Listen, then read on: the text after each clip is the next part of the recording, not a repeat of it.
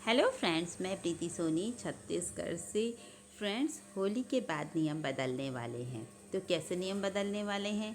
तो वैसे तो आप देखेंगे तो नियम बदलना अभी से स्टार्ट ही हो गया है, लेकिन वो होली के बाद पूर्ण रूपेण हम लोगों को दिखाई देगा। जैसे धर्म की बात करें तो धर्म के नाम पर जो हमारे साथ खेल खेला जा रहा है हिंदुओं के साथ, और हिंदू ही इस बात को नहीं समझ पा रहे हैं। ये बहुत गंभीर सब्जेक्ट था, सोचने वाली स्थिति हो गई थी। जैसे आजकल सबसे ज़्यादा हम लोगों को किसका प्रभाव पड़ता है?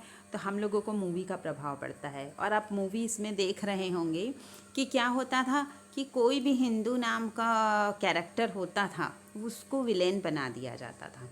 और जो हीरो हीरोइन जब परेशान हो के निकल जाते थे घर से, तो उसे कौन सपोर्ट करता था? जो गैर हिंदू था। इस तरीके से मूवी के माध्यम से ही सबको एक किया गया और हिंदुओं को बहुत ज़्यादा दबाया गया, लेकिन ये हिंदू जो है उस बात को नहीं समझ पाते। अभी भी देखिए, हिंदुओं को कहाँ कुछ आता है? ना उनको गाना बजाना आता है, ना उनको डांस करना आता है। किसी भी चीज़ में हिंदू आगे नहीं है। गैर धर्म के लोग उसमें आगे हो गए हैं। ना वो अच्छा नायक है, ना वो अच्छा हीरो बन सकता है। उसके अंदर कोई भी क्वालिटी नहीं है जो बाकी धर्मों के अंदर है। तो ये बहुत बड़ा खेल हम लोगों के साथ खेला गया। आप भी देखेंगे गिनती के 2-4 हिंदू जो होंगे, जो आगे होंगे, बाकी सब में तो आगे दूसरे कास्ट के लोग हैं।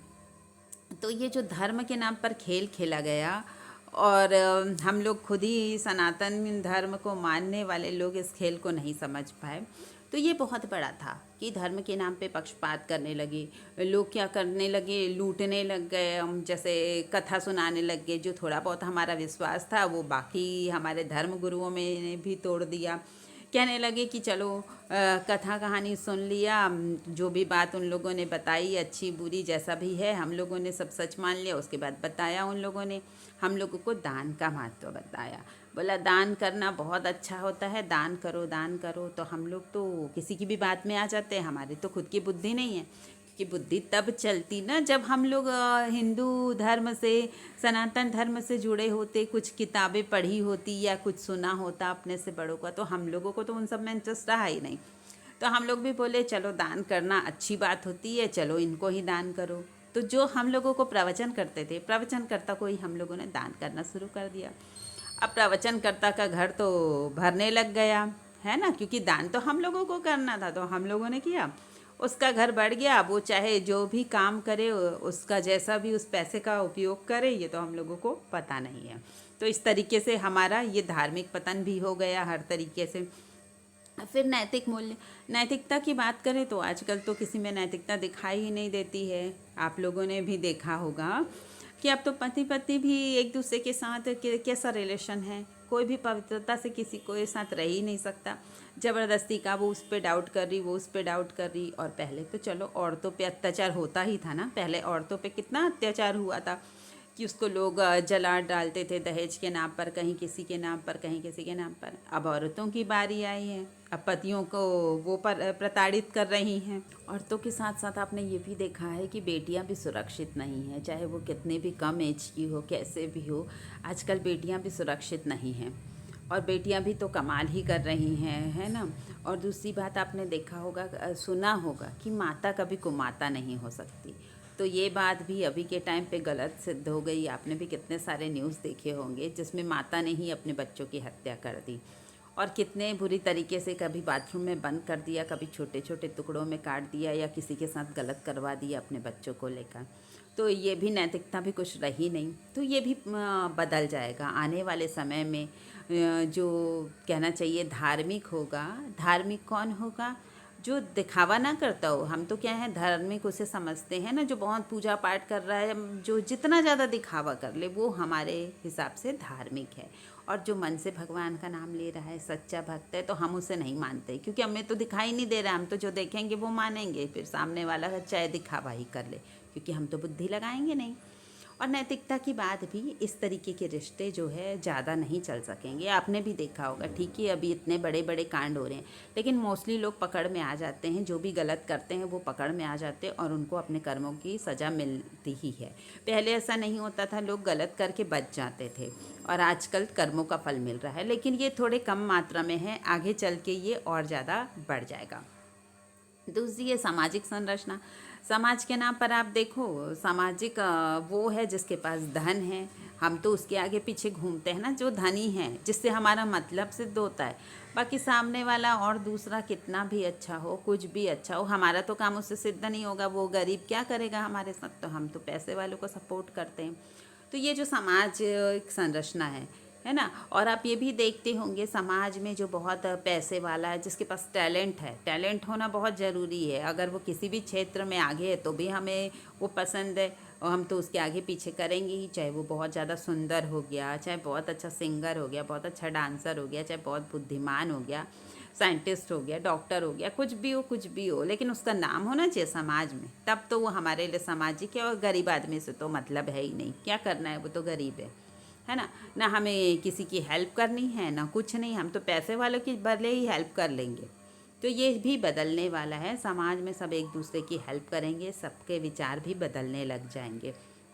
राजनीतिक नियम, राजनीति में भी वही आ गया, जो जिसको जितना ज़्यादा लूट सके, नेताओं का तो यही हाल हो गया। नेता भी जो जितना ज़्यादा उल्टे सीधे भाषण दे ले, वोट बैंक अपना इकट्ठा कर ले, तब तक के तो वो बहुत अच्छा है, इतने अच्छे से हाथ जोड़ जोड़ के ऐसे बात करेंगे नेता लोग। लेकिन कब तक के, जब तक के उनका इलेक्शन नहीं हुआ है। बस एक बार नेता बनने दो, उसके बाद देखो छोटे से काम के लिए कितना आगे पीछे घुमाते हैं।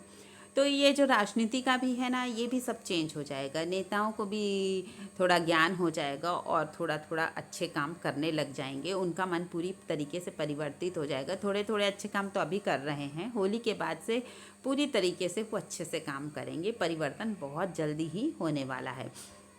आध्यात्मिक मार्ग, आध्यात्मिक भी वैसा ही है बिल्कुल। हम तो क्या करते हैं कि ध्यान करते हैं, मेडिटेशन करते हैं, या अध्यात्म में जाते हैं, और जरा सा कुछ हुआ नहीं, हम तो सबको बताते हैं हमारे चक्र जागृत हैं, हमारी कुंडलिनी शक्ति जागृत है। और कम पड़ता है तो हम सोशल मीडिया पे आकर के हम बताएंगे कि हम तो इतने बड़े 30 मार खाए हैं, हमारे साथ तो ऐसा ऐसा हुआ है। और हुआ कुछ नहीं है, अभी सबको पता है कि किसी के साथ भी आध्यात्मिक मार्ग में भी कुछ नहीं होने वाला। किसी का कोई चक्र नहीं जागृत है, किसी की कोई कुंडलिनी जागृत नहीं है। वो आने वाले टाइम पे ही होगी, जब कल्कि जी आएंगे, अपनी दिव्य दृष्टि देंगे और अपनी दिव्य शक्तियाँ देंगे, जिससे हमारे चक्र और कुंडलिनी खुद से जागृत हो जाएगी। तो ये भी बहुत बड़ा परिवर्तन होने वाला है। और आध्यात्मिकता में हम लोगों को भगवान पर विश्वास होने लगेगा। अभी तो हम खेल मजाक समझते हैं ना कि भगवान है कहाँ, कैसे माने कि वो भगवान है। दुनिया भर के हमारे मन में तो डाउट होते हैं, तब क्लियर हो जाएगा पूरी तरीके से। क्योंकि जब तक कि हम लोगों की आदत है, जब तक कोई हम लोगों को थप्पड़ ना मारे हम नहीं सीखते। तो जैसे कोरोना ने मारा था हम लोगों को थप्पड़, तब हमें समझ आया था कि भगवान भी कोई चीज़ होती है। तो आने वाला जो दिसंबर है और जनवरी बहुत ज़्यादा भयानक है। 2026 लगते ही तो आपने भी बहुत सारा देखा सुना होगा कि कितना भयानक कांड होने वाला है दिसंबर लगते ही और जनवरी में। तो वो सब की वजह से हमारा मन भी थोड़ा भगवान में लगेगा। तो ये बहुत बड़ा परिवर्तन हो जाएगा। प्रकृति और पर्यावरण, प्रकृति तो अभी अपने विकराल रूप में है, आप देख ही रहे हैं।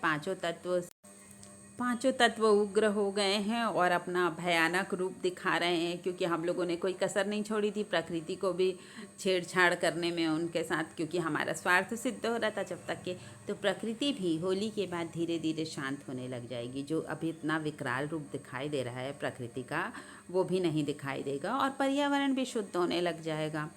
पर्यावरण भी जैसे बहुत सारे ट्रैफिक की वजह से, जनसंख्या की वजह से और कुछ हमारे स्वार्थ की वजह से जो हम लोग इतना प्रदूषण करके रखे हैं ना, तो वो प्रदूषण भी धीरे धीरे कम होने लगेगा। अब इतना सब कुछ तो होगा और सबका अहंकार टूटेगा, क्योंकि हम लोगों के पास ज़रा सा कुछ हो जाता है तो हम लोगों को अहंकार आ जाता है, ईगो आ जाता है। अरे मैं तो इतना महान हूँ, ऐसा नहीं फील होने लगता कि पैसा है बहुत सारा, अरे मेरे पास तो इतना सारा पैसा, इतनी सुंदर गाड़ी है, मैं तो इतनी सुंदर हूँ, मेरे पास तो ये है, लोग मेरे आगे पीछे कर रहे हैं। मतलब ज़रा सी कुछ आया नहीं कि हम लोग दूसरों को तुच्छ समझने लगते। सामने वाला अच्छा है लेकिन वो गरीब है, और गरीब क्या, वो भोला भाला भी है। क्योंकि एक बात मैंने और भी अपने वीडियो में कही थी कि जो अच्छे लोग होंगे, जो संत जैसे लोग होंगे, संत महात्मा या देवी देवता जो धरती पर आए हुए हैं, वो लोग बिल्कुल भोले भाले रहेंगे। ऐसा रहेगा कि उनको मतलब दुनियादारी के नाम पर कुछ आता ही नहीं है। तो क्या पता हम अपने ईगो में उनको ही प्रताड़ित कर रहे हैं। उनका ही मजाक बना रहे हैं, क्योंकि वो तो गरीब रहेंगे, मतलब थोड़े धन की कमी रहेगी, बिल्कुल गरीब नहीं रहेंगे लेकिन धन की कमी रह सकती है। और दूसरी बात, वो इतने ज़्यादा टैलेंटेड नहीं होंगे, क्योंकि उनको संसार में नाम नहीं मिलने वाला है। वो तो अब मिलेगा ना, जब भगवान कल्कि जी की एनर्जी यानी पूरी तरह फैल रही है, तो धीरे धीरे मैंने बताया था कि उनका नाम संसार में होने लगेगा। तो अब पॉजिटिव लोगों का नाम होगा और उनकी अच्छाई अब लोगों को दिखेगी, जो इतने दिनों से उनकी अच्छाई दिखाई नहीं दे रही थी। मतलब हर बात में उनकी गलती ही दिखाई दे रही थी और लगता नहीं था, अरे ये तो बिल्कुल बुद्धू है, इसको तो कुछ अकल है नहीं, एक तो उसको दुनियादारी कुछ आती नहीं, बस ये तो सोया पड़ा है, ये तो ऐसा है, ये तो वैसा है, या दिन भर पूजा पाठ कर रहा है। तो ऐसा नहीं होगा। अब जो सच्चा है वो सामने आएगा और वो जो झूठा है वो चला जाएगा गर्त में, और सबका अहंकार टूटेगा। अहंकार किसी बात का नहीं रहेगा। तो आप लोग भी सावधान हो जाइए अगर किसी बात का अहंकार है, क्योंकि अभी तो सबको हो सकता है कली पुरुष के कारण या कलयुग की वजह से। मैंने बताया था ना, कलयुग जो मन पे राज कर रहा है, कली पुरुष तो कोई है नहीं। कली पुरुष उसको कह सकते हैं, कलयुग को जो मन में राज कर रहा है उसको हम बोल सकते हैं कि वो ही कलि पुरुष है। तो उसको हम दूर करें। जितना भी अहंकार ईगो हमारे मन में आ गया किसी वजह से, जानबूझ के नहीं, चलो धोखे से, गलती से, तो हम उस अहंकार को छोड़ दें और दूसरों की रिस्पेक्ट करना भी सीखें।